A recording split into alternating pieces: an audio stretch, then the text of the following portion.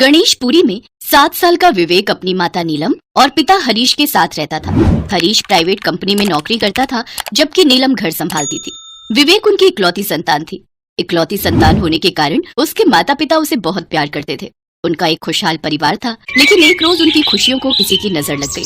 हृदय गति रुकने से अचानक नीलम की मृत्यु हो गई। विवेक अपनी माँ को बहुत प्यार करता था और उनके जाने के बाद वो उदास और अकेला रहने लगा। माँ, तुम मुझे छोड़कर क्यों चली गई?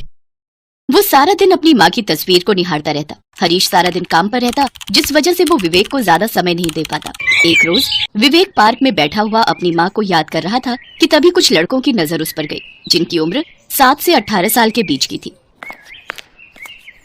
उनमें से एक 10 साल का लड़का विवेक से बोला, ए, क्या हुआ रे? इतना उदास क्यों है? ये ले, एक कश इसका ले, तू सारे गम भूल जाएगा। अरे लेना, देखता क्या है? उन लड़कों ने विवेक को अपने साथ बुरी संगत में घसीट लिया। अब विवेक हर रोज घर से स्कूल जाने के लिए तो निकलता, लेकिन वो स्कूल बंक करके अपने उन बिगड़े हुए दोस्तों के साथ सारा दिन आवारागर्दी और नशा करता। विवेक बेटा, ये सब क्या है? स्कूल से तेरी इतनी कंप्लेंट्स आ रही हैं, तू पढ़ाई पर ध्यान क्यों नहीं दे रहा? मुझे स्कूल नहीं जाना पापा, मेरा पढ़ाई में बिल्कुल मन नहीं लगता। ऐसा नहीं कहते बेटा, अगर तू पढ़ेगा नहीं तो बड़ा आदमी कैसे बनेगा? हरीश की बातों का विवेक पर कोई असर नहीं हुआ। ऐसे ही समय बीता। एक रोज हरीश की तबीयत ठीक नहीं थी, जिस कारण वो काम से जल्दी घर लौट आया और लौटते हुए उसने विवेक को उसके दोस्तों के साथ नशा करते हुए रास्ते में पकड़ लिया। वो विवेक को पकड़कर गुस्से में घर ले आया और उसे जोरदार थप्पड़ मारा। नालायक, मैं यहाँ सारा दिन मेहनत करता हूँ ताकि तू अच्छा पढ़ लिख सके, और तू यहाँ ये सब। छी, मैंने और तेरी माँ ने क्या क्या सपने नहीं देखे थे तेरे लिए। 4 साल तक गणपति के सामने संतान के लिए मिन्नतें की हैं, तब जाकर उन्होंने तुझे हमारी झोली में डाला था। हरीश घर में रखी गणपति की मूर्ति के आगे हाथ जोड़ता है और कहता है, हे गणपति महाराज, मेरे बेटे को अक्ल बुद्धि दो, उसे इस बुरी संगत से बाहर निकालो प्रभु। कैलाश में बैठे भगवान गणेश हरीश की सारी बातें सुन रहे थे। लगता है अब वक्त आ गया है विवेक को सही रास्ते पर लाने का। इतना कहकर गणेश भगवान धरती लोक पर आकर एक 7 साल के करीब बच्चे का रूप धारण कर लेते हैं और फटे पुराने कपड़े पहनकर विवेक की कक्षा में आकर उसकी बेंच पर बैठ जाते हैं। ये फटीचर कौन है? लगता है नया आया है क्लास में। अरे ओ, क्या नाम है तेरा? मेरा नाम गनू है और मैंने आज ही स्कूल में दाखिला लिया है। तभी क्लास में टीचर आती हैं और पढ़ाने लगती हैं। चलो सभी बच्चे अपनी अपनी किताबें निकालो। Yes miss. गनू भी अपनी किताब खोल लेता है, लेकिन गनू देखता है कि विवेक पढ़ाई में बिल्कुल भी ध्यान नहीं दे रहा। छुट्टी होने के बाद वो विवेक के पास जाता है और उससे कहता है, अगर तुम्हें बुरा न लगे तो क्या तुम मेरे दोस्त बनोगे? दोस्त? अच्छा ठीक है। विवेक जेब से गुटखा निकालकर अपने मुंह में डाल लेता है। गनू ये सब देख रहा था। कुछ देर चलने के बाद गनू ने विवेक से पूछा, क्या हुआ दोस्त? मैं देख रहा था क्लास में तुम्हारा पढ़ाई में बिल्कुल भी मन नहीं था। गनू, सच कहूँ तो माँ के मरने के बाद मेरा पढ़ाई में बिल्कुल भी मन नहीं लगता। तुम्हें पता है, जब मेरी माँ थी तो मुझे खुद पढ़ाती थी। हाँ, तो अपनी उसी माँ की खातिर तुम फिर से पढ़ाई में मन लगाओ। जब वो ऊपर से तुम्हें ऐसे देखती होंगी तो क्या उन्हें अच्छा लगता होगा? और तुम्हारे बाबा, वो सारा दिन धूप में जलकर तुम्हें अच्छी शिक्षा देने के लिए, अच्छा इंसान बनाने के लिए कड़ी मेहनत करते हैं। अरे तुम्हारे पास तो हर सुविधा है दोस्त। एक मुझे देखो, मैं गरीब घर से हूँ, मेरे पास तो स्कूल की फीस तक भरने के पैसे नहीं थे। वो तो भला हो उस प्रिंसिपल का जिसने मुझे मुफ्त में दाखिला दे दिया। अच्छा ये सब छोड़ो, अब से मैं तुम्हारी पढ़ाई में मदद करूंगा और देखना, एक दिन तुम क्लास में जरूर फर्स्ट आओगे, लेकिन उससे पहले तुम्हें अपनी सारी बुरी संगतें और आदतें छोड़नी होंगी। सच में दोस्त, अगर मेरी माँ मुझे देख रही होगी तो फिर तो मैं अपने माँ बाबा के लिए जरूर मन लगाकर पढ़ूंगा और सब बुरी आदतें भी छोड़ दूंगा। हाँ मेरे दोस्त, और इसमें मैं तुम्हारी मदद करूंगा। विवेक ने अपने बुरे दोस्तों की संगत छोड़ दी और अब वो बस गनू के साथ ही रहने लगा। गनू विवेक की पढ़ाई में खूब मदद करता, साथ ही क्लास में जो भी पढ़ाया जाता उसे भी विवेक मन लगाकर पढ़ता। वो दोनों क्लास में एक ही बेंच पर बैठते। स्कूल खत्म होने के बाद वो दोनों साथ में एक पार्क में खेलते और उसके बाद साथ में बैठकर पढ़ाई भी करते। अब विवेक पढ़ाई में खूब अच्छा हो गया। एक दिन, अपना हाथ आगे कर गनू।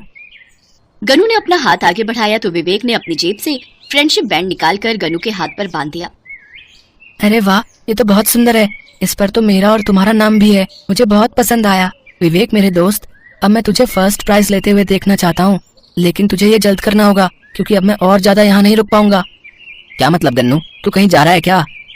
गनू ने विवेक के सर पर हाथ रखा और धीमी सी मुस्कुराहट के साथ चुपचाप वहाँ से चला गया।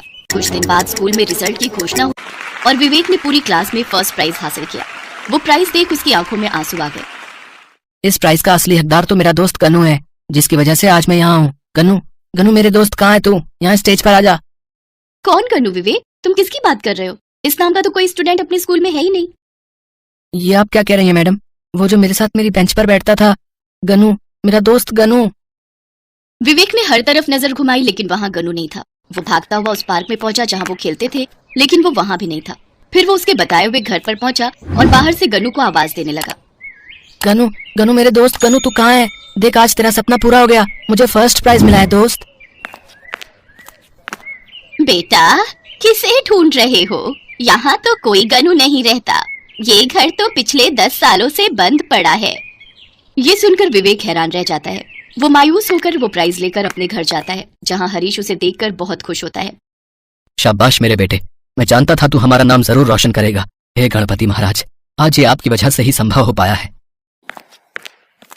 हरीश विवेक के साथ गणपति की मूर्ति की तरफ हाथ जोड़कर उन्हें धन्यवाद देता है। तभी विवेक की नजर गणपति के हाथ में बंधे हुए उस फ्रेंडशिप बैंड पर जाती है, जो विवेक ने गनू के हाथ पर पहनाया था, जिस पर गनू और विवेक लिखा हुआ था। विवेक सब समझ जाता है। इसका मतलब गनू कोई और नहीं बल्कि गणपति महाराज ही थे, जो स्वयं मेरी मदद करने यहाँ आए थे। तू कहना क्या चाहता है विवेक? विवेक की आंखों से आंसू बहने लगते हैं। वो हरीश को सारी बात बताता है। मैं जानता था मेरे गणपति जरूर मेरे बच्चे की मदद करेंगे, उसे सही राह पर लाएंगे। आपका लाख लाख शुक्र है प्रभु। अब विवेक और हरीश हमेशा गणपति भगवान की पूजा करते। साथ ही विवेक पढ़ाई में भी बहुत अच्छा हो गया। अब हर साल वो अपने स्कूल में फर्स्ट आता। अब जब भी विवेक को गनू की मदद की जरूरत होती तो वो गनू के भेष में आकर उसकी मदद जरूर करते।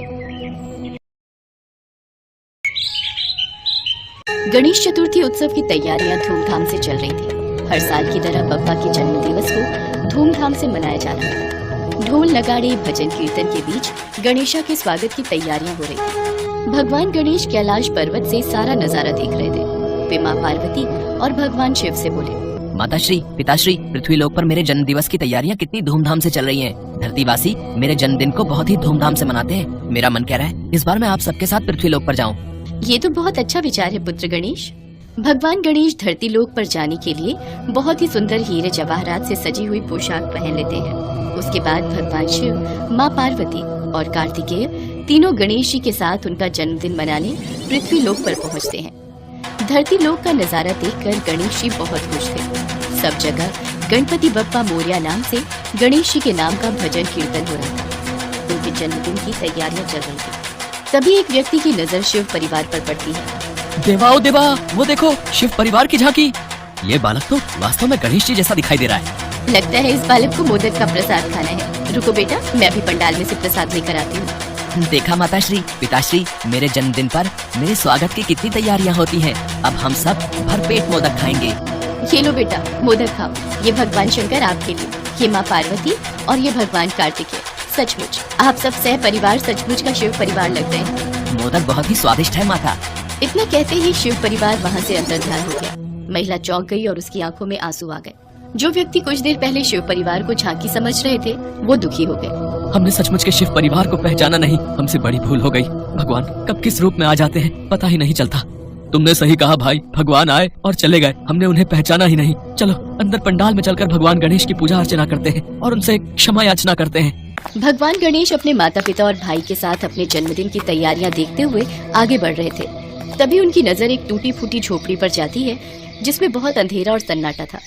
माताश्री, पिताश्री, इस झोपड़ी में अंधेरा क्यों है? क्या यहाँ पर कोई नहीं रहता? पुत्र, ये तो झोपड़ी के समीप जाने पर ही पता चलेगा। गणेश जी सबके साथ झोपड़ी के समीप पहुँचते हैं। झोपड़ी में एक गरीब परिवार रहता था, जिसमें बीमार बूढ़ी माँ, पति पत्नी और 2 बच्चे थे, जो भूख से बिलख रहे थे।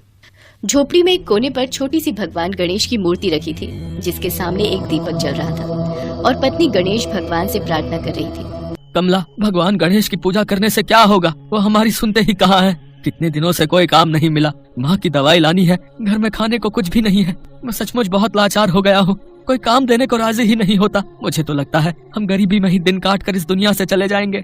ऐसा न कहो जी, गणेश चतुर्थी के पावन अवसर पर भगवान गणेश की पूजा अर्चना से हमारे सारे दुख दूर हो जाएंगे। गणेशा, आपके जन्म दिवस पर मैं आपको बस खिचड़ी ही भोग लगा रही हूँ। घर में खाने को कुछ भी नहीं है, बस यही थोड़े से चावल और दाल रखी थी। ये भोग स्वीकार करो प्रभु। भगवान गणेश ये सब देख रहे थे।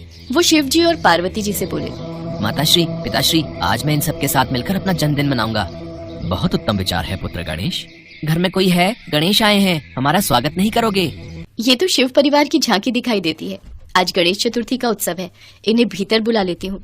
हाँ हाँ, आप सब अंदर आ जाइए। मुझे तो अपना जन्मदिन मनाना है, केक काटना है, पूरी पकवान मोदक मिठाइयाँ भी खानी है, इसलिए तो मैं सह परिवार आप सबके साथ अपना जन्मदिन मनाने आया हूँ।